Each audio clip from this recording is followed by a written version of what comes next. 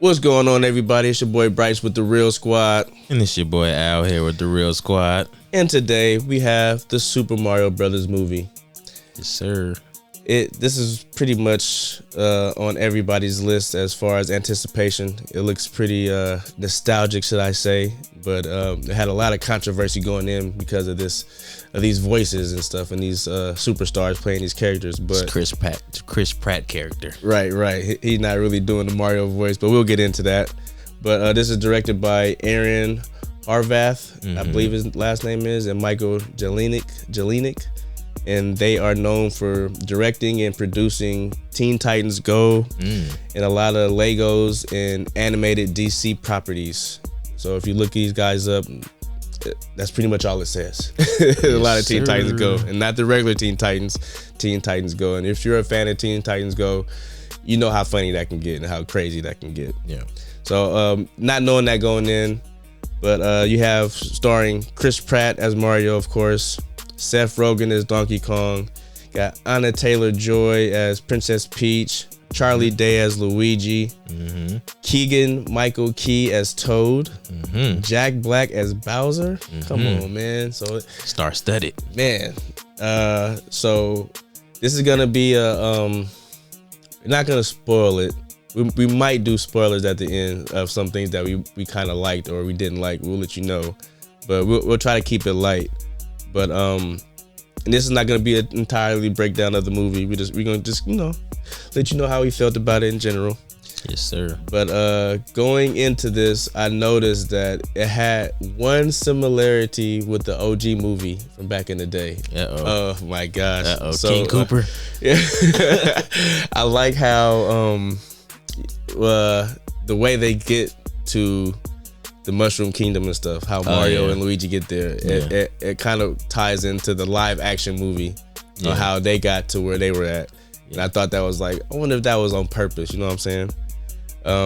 But this definitely felt like a video game cut scene that was all stitched together. Agreed. Like this moved so fast, and not just saying that it was like a short runtime, because it was about an hour and 30. Yeah. It was just moving. The plot was moving along really fast.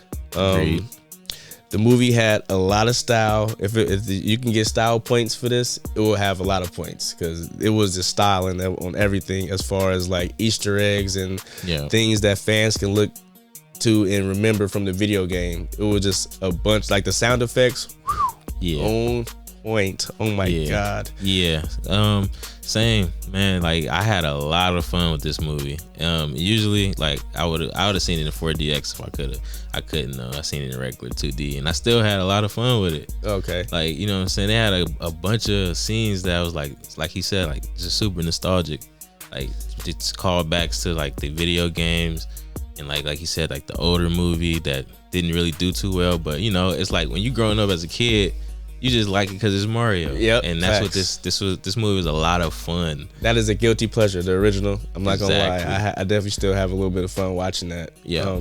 Did you hit it on the head though? Like a lot of nostalgia is in this. Like they're gonna pull, like my audience, mind you, it wasn't a lot of kids. It was like 70% adults and 30% kids, but like the adults were going crazy. Same. I had this dude behind me dressed as Mario laughing at everything. I was like, come on, dude, bruh, please don't ruin this for me. Same, bro. It wasn't a dude. It was just this lady behind me. It was probably like a little bit younger than me. She had one of those annoying, obnoxious laughs, but like I didn't mind, because it's like it was kind of hard, but like I didn't mind because it's like the movie was super nostalgic. I was like, it definitely worked. He could have just, or she could have just chilled out just a little bit. Sometimes I couldn't hear the jokes, like they wouldn't land in, because I was like, I'm too worried about the person behind me. Yeah. So, but I mean, like, man, Chris Pratt as Mario, like I have, like, you know what I'm saying? I'm not mad at it, because everybody's mad at it because he's not doing a Mario voice, but I mean, thinking about it, I wouldn't really want to hear that voice the entire movie. Like it could have probably made it a little bit annoying, maybe, but like the voice grew on me. Like I said, like they did like a little cool scene, like their commercial that they had. They used the voices. Exactly. They use the voices, and even like his little catchphrases, they like still pop the voices in there. And so for me, it was enough. Like, yeah, exactly. Yeah, and obviously the original Mario voice would be a little bit. You can't really do stuff like that in the PC culture nowadays. True. It's like, it's me, Mario. Once you get a real Italian or something like that. Exactly. It's like, that's kind of like you can't really do like the stereotypical Italian voice, right? You know what I'm saying? Even though they had all the Italian like stereotypes, like they eat, they had good like cultural stereotypes, like they it was very New York or Brooklynish. Exactly. It was they like the parents and like the brothers and sisters of Mario, which I didn't know existed, but they all did a great job as far as keeping the accents. And fun fact, Mario's dad was played by Charles Martinet, which was the original voice of Mario. Oh, cool. Okay. Yeah. That's why he was saying hella the catchphrases then. Exactly. He also played Giuseppe, the guy in the that was playing the original Donkey Kong game. What? Yeah. Okay. That's tight. That's hella tight. Okay, my bad. Nice, Al.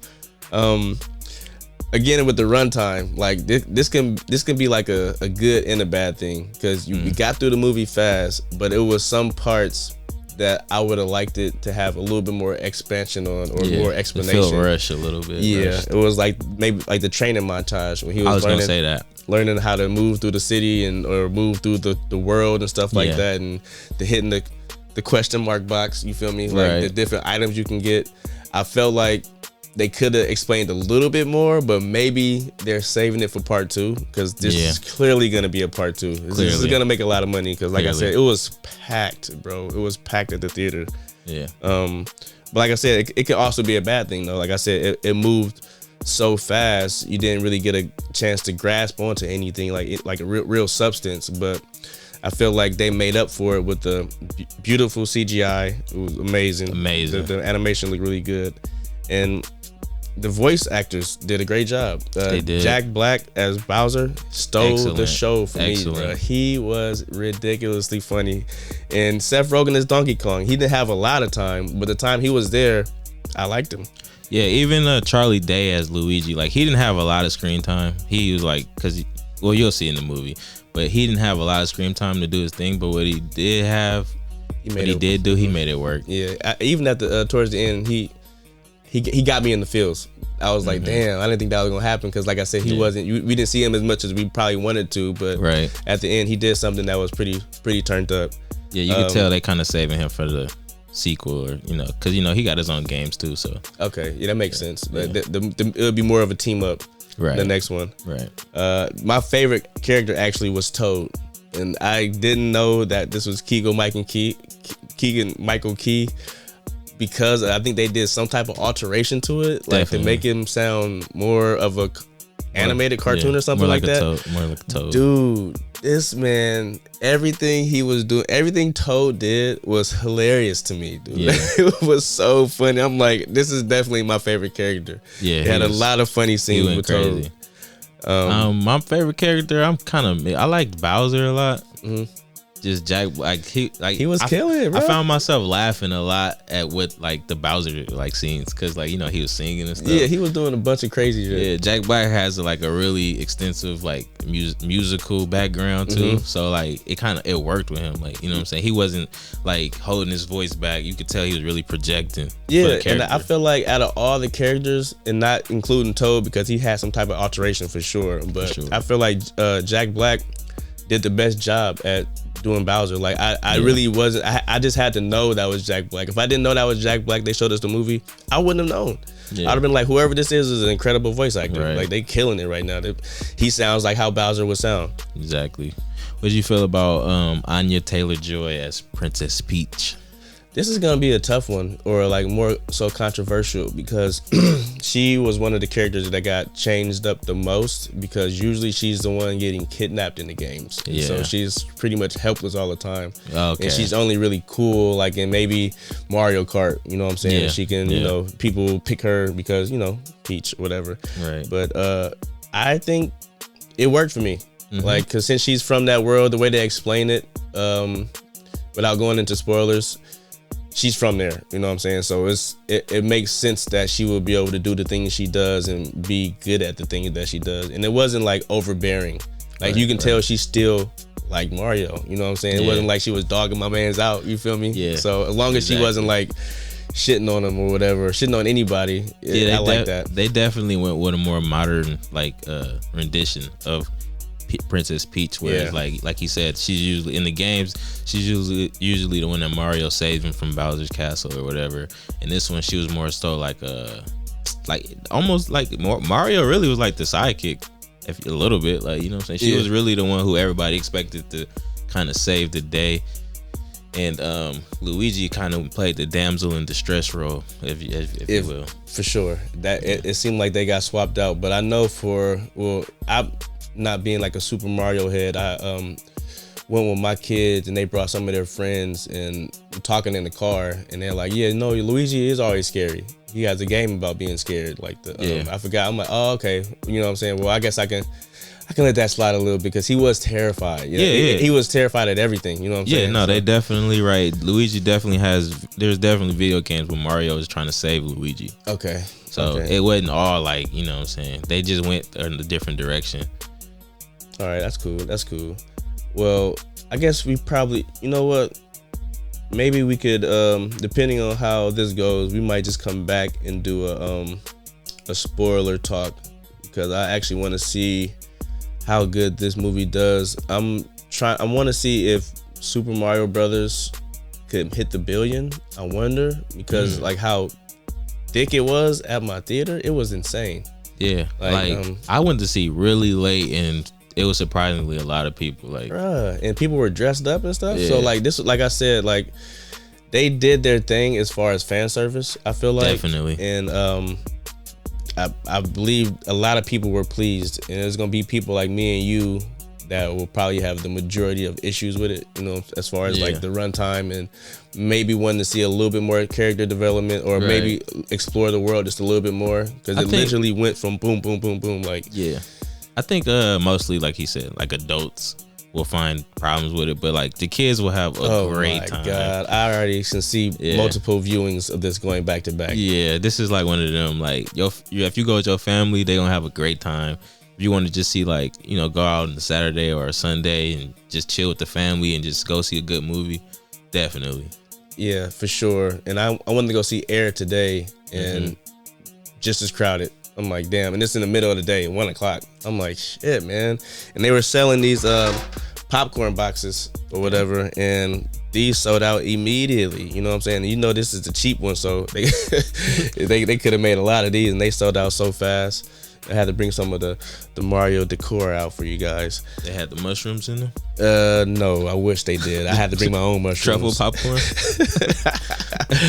But you want to go ahead and give your rating on the Super Mario Brothers movie? What you think? What you thinking? Yeah, I'm gonna give it a 9. I'm gonna give it the real deal because to me, like I said, it did the job. It did what it's supposed to do. Like obviously, like I'm not really looking at it for a storyline. You know, I didn't play Mario for that. I played it because it's fun. And this movie was definitely fun. The only reason that I wouldn't give it a 10 is because some of the music kind of felt out of place.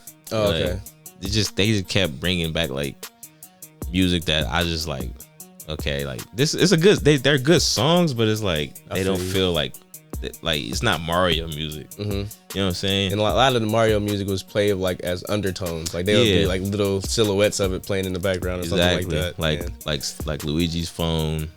Oh, had the, what was it? I can't remember what. It's one of those games, like one of those Nintendo game systems, like the theme song. Yeah. But it's stuff like that. But just like the music they chose was like, you know, super 80s rock. Like I'm like, I got you. I don't know, bro.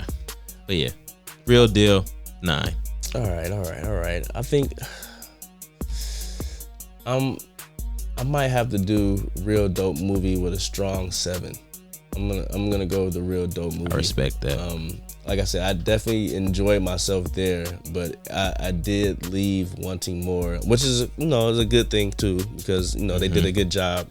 But I felt like they could have added a little more in there as far as like substance. You know what I'm saying? It was just a little bit under as far as like getting to know the characters in the different world and spending time with everybody. Even when they got to Donkey Kong, that was a great scene. Like, it was all great, but it just moved so fast, and it was just noticeable just trying to get.